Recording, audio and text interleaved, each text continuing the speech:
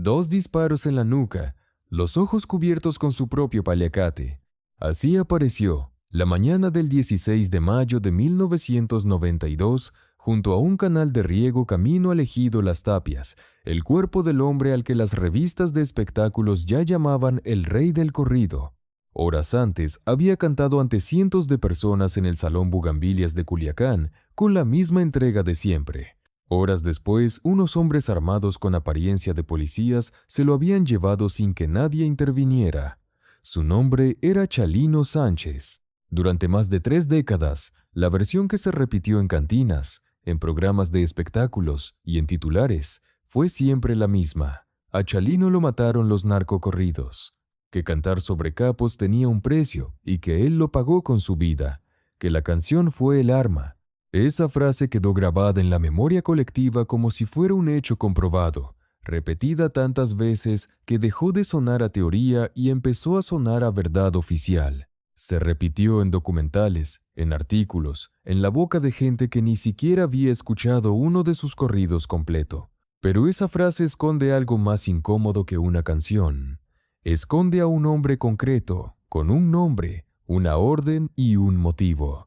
Y esconde también algo que rara vez se cuenta completo, porque no cabe en un titular, que mucho antes de ser el rey del corrido, Chalino Sánchez ya había aprendido, a los 17 años, que en su mundo la justicia no llegaba por los caminos normales, que había matado antes de cantar, que la violencia no entró en su vida por un micrófono, sino mucho antes, en una casa de Sinaloa, un día que nadie de su familia olvidó jamás. En los próximos minutos vas a descubrir quién estuvo realmente detrás de esas camionetas, qué corrido en concreto tocó la fibra equivocada, y por qué la explicación que todos repitieron durante 30 años nunca fue la verdadera. Quédate, porque lo que viene a continuación cambia por completo la forma en que se ha contado esta historia. Las balas no nacen de una canción, nacen de una cuenta pendiente. Y la de Chalino Sánchez tenía varias abiertas, algunas desde la infancia, otras desde los escenarios, y al menos una que, como vas a ver, nada tenía que ver con el género musical que lo hizo famoso. Rosalino Sánchez Félix nació en 1960 en un pueblo pequeño del municipio de Culiacán, en una familia numerosa y pobre, de las que sobreviven a punta de jornal y de rezo. Su padre murió cuando él era niño, dejando a la madre al frente de una casa con demasiadas bocas y demasiado poco. Creció entre el trabajo del campo, la falta de escuela y una calle que enseñaba rápido y sin piedad. En ese Sinaloa de los años 70, la violencia no era una anécdota lejana ni un rumor de otra región. Era parte del paisaje cotidiano, tan común como el calor que no da tregua ni de noche. A los 17 años ocurrió el episodio que, según todas las versiones que sobrevivieron a la leyenda, marcó el resto de su vida. Un hombre de la zona, presuntamente vinculado al crimen organizado, abusó de su hermana. Chalino, según cuentan quienes crecieron con él, no esperó a que la justicia hiciera nada, porque sabía, como sabía todo el pueblo, que esa justicia oficial casi nunca llegaba a esas casas, a esas familias sin apellido conocido ni dinero para abogados. Buscó al hombre y lo mató a tiros. Tenía 17 años y ya había aprendido la lección más dura de su tierra, que hay ofensas que solo se lavan con sangre, y que quien las comete tiene que estar dispuesto a pagar el precio de ajustarlas por su propia mano, tarde o temprano. Huyó a Estados Unidos, a Los Ángeles, donde durante años vivió como indocumentado, saltando de trabajo en trabajo, durmiendo donde podía, cargando siempre con el peso de saber que en Sinaloa había una deuda de sangre que quizás algún día se cobraría de vuelta. No era una amenaza abstracta, era una certeza con la que aprendió a convivir, la misma que después, según muchos que lo conocieron, explicaría su serenidad casi inquietante frente al peligro. Fue en ese exilio silencioso, entre lavado de carros y trabajos de construcción, donde nació el cantante. No por vocación artística, sino por necesidad. Un amigo le pidió que le escribiera un corrido para contar una historia real, y Chalino, que nunca había estudiado música ni sabía leer una partitura, descubrió que tenía algo que muy pocos tenían: la capacidad de convertir hechos violentos, deudas de honor y biografías de hombres reales en canciones que la gente sentía como propias, como si hablaran de su propio primo, de su propio vecino. Y eso no es lo más impactante de esta historia. En unos minutos vas a descubrir qué corrido en concreto fue, según las versiones más documentadas, el que firmó la sentencia de muerte de Chalino, y quién se sintió tan aludido por esa letra, que decidió responder no con otra canción, sino con una orden. Si todavía no te has suscrito a este canal, este es buen momento para hacerlo. Aquí desmontamos las versiones oficiales de las historias más repetidas de la música y el espectáculo, con los datos y las fuentes que casi nadie se toma el tiempo de revisar a fondo. Empezó a escribir corridos por encargo, historias de contrabandistas, de traiciones, de hombres que habían muerto o matado en las sierras de Sinaloa. No inventaba casi nada, escuchaba la historia real de un hombre, muchas veces un hombre con dinero y con poder en el mundo del narcotráfico, y la convertía en verso, con nombre propio, con lugares reconocibles, con detalles que solo alguien cercano podía conocer. El que encargaba la canción pagaba, y a veces pagaba bien, lo suficiente para que Chalino dejara atrás los trabajos de obrero. Chalino no cantaba sobre un mundo lejano que imaginaba desde fuera. ¿Cómo haría después una industria entera que convirtió el género en espectáculo comercial?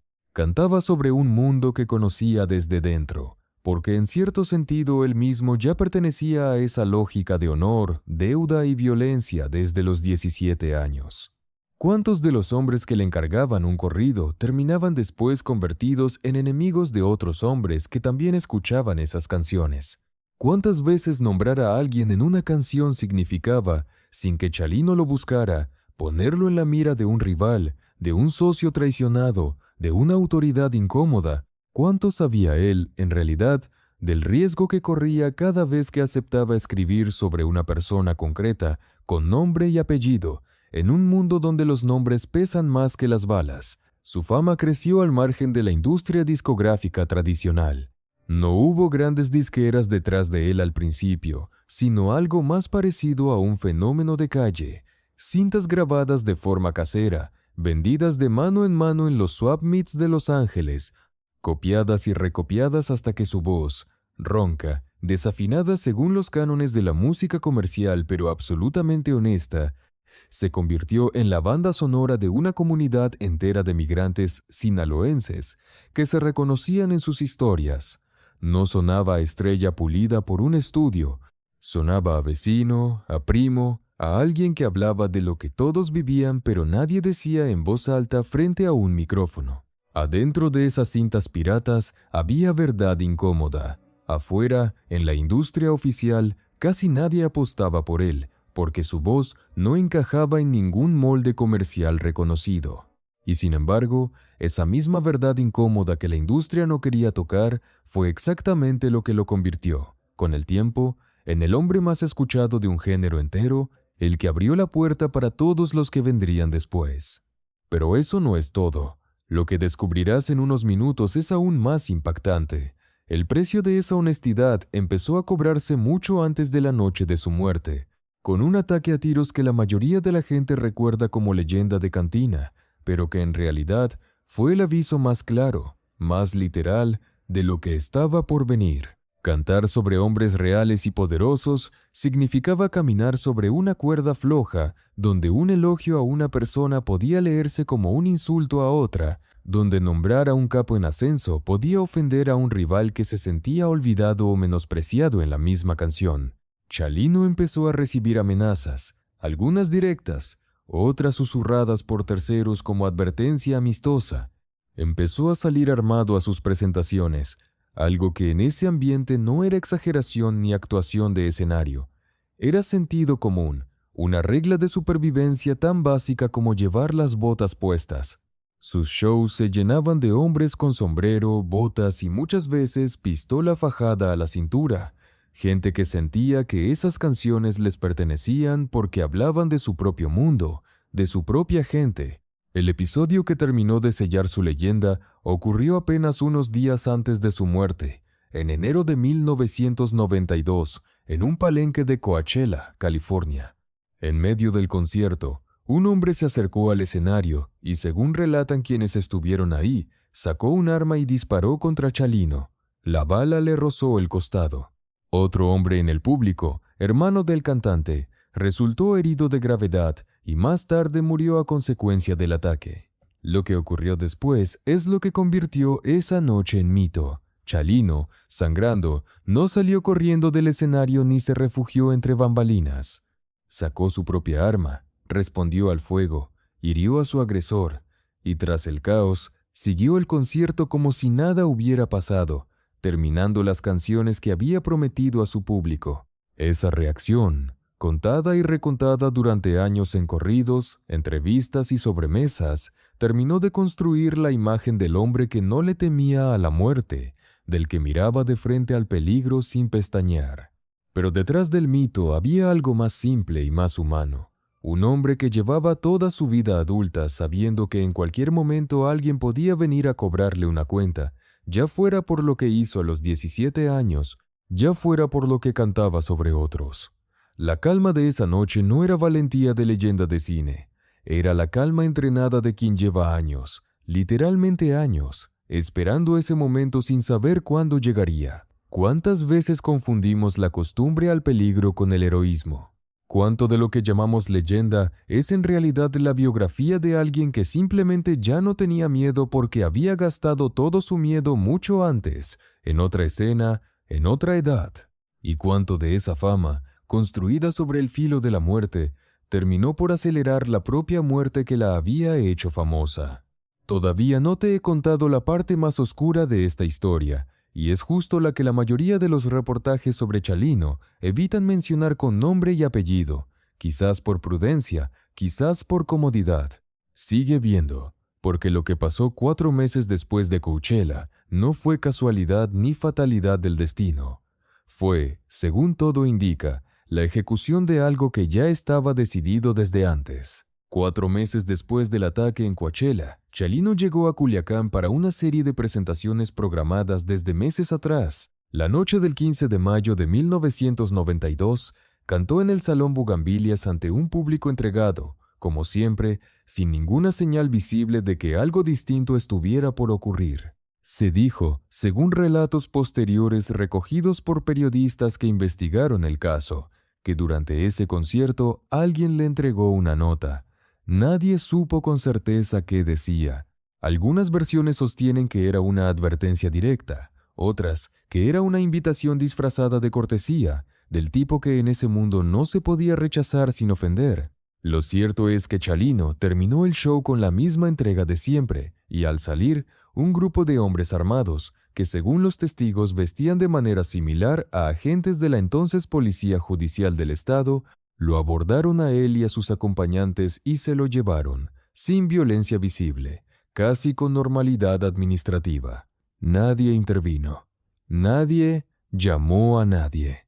En ese Sinaloa, ver a hombres armados con apariencia de autoridad llevarse a alguien no era motivo de alarma pública. Era, con demasiada frecuencia, parte del orden no escrito de las cosas, algo que se veía y se callaba.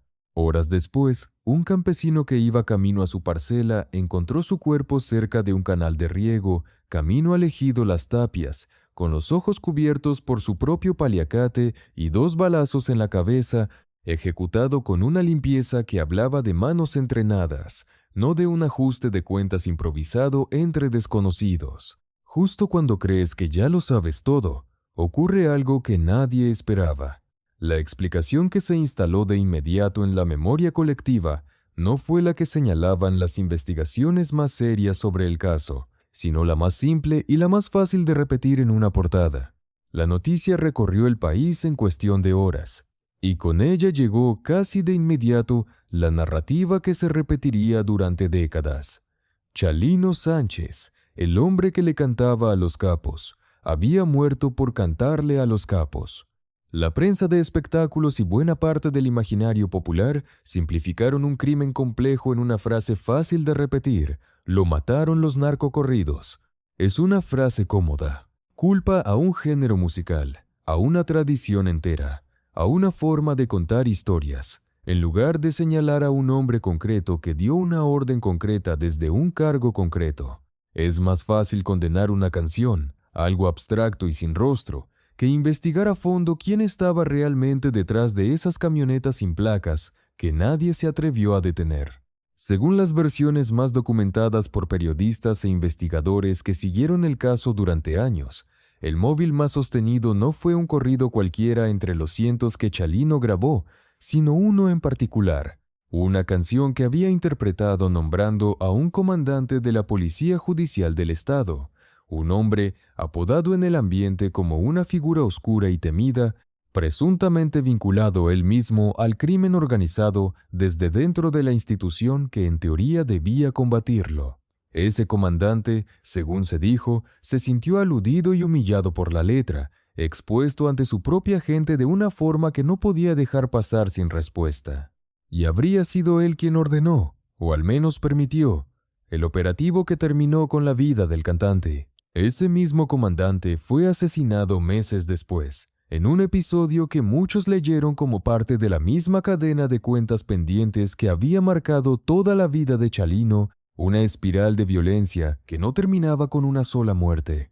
Otras versiones, nunca completamente descartadas por quienes investigaron el caso, apuntan hacia atrás en el tiempo, hacia aquella deuda de sangre de los 17 años, hacia una familia que quizás nunca olvidó ni perdonó, y que esperó años, con paciencia, el momento correcto.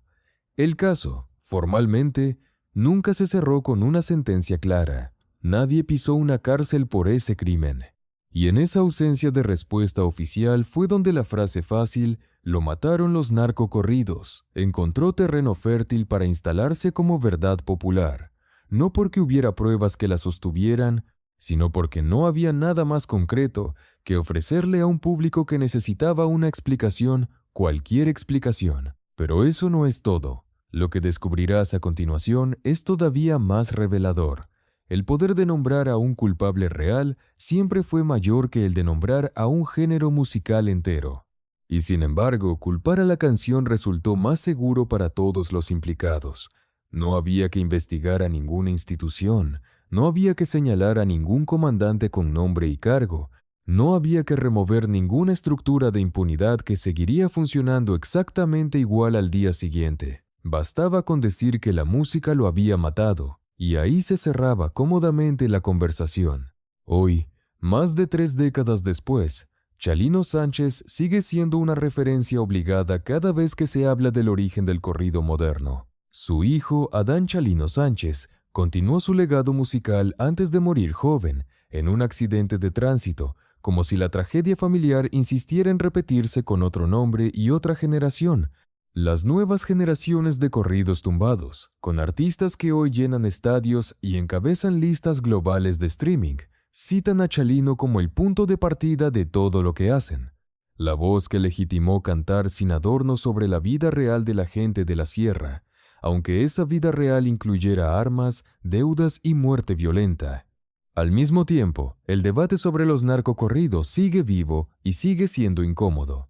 Estados mexicanos han prohibido su interpretación en espacios públicos. Artistas actuales han recibido amenazas por letras que nombran a figuras del crimen organizado, en un eco directo 3 décadas después, del mismo riesgo que corrió Chalino sobre ese mismo escenario de Coachella y en aquel salón Bugambilias. La frase que se usó para explicar su muerte sigue usándose hoy para explicar cada nueva amenaza contra un cantante del género, como si fuera más sencillo culpar al corrido que enfrentar la pregunta de fondo: ¿por qué en ciertas regiones del país nombrar la verdad en una canción sigue siendo más peligroso que cometer el crimen que esa canción describe?